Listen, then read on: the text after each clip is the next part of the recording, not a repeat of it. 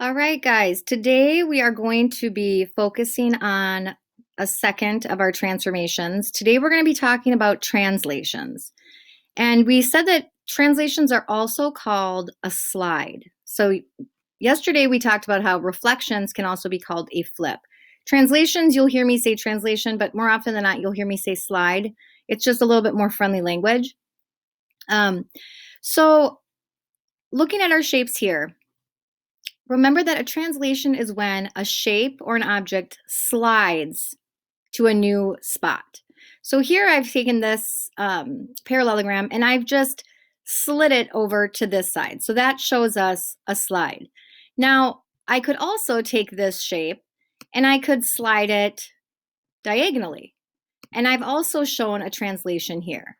Now you'll notice that when I make that slide, it doesn't change the size or the shape of the object. It doesn't make it bigger, it doesn't make it smaller. There's no rotating going on. It's just sliding from one spot to another.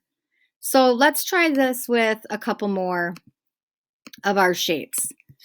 If I take my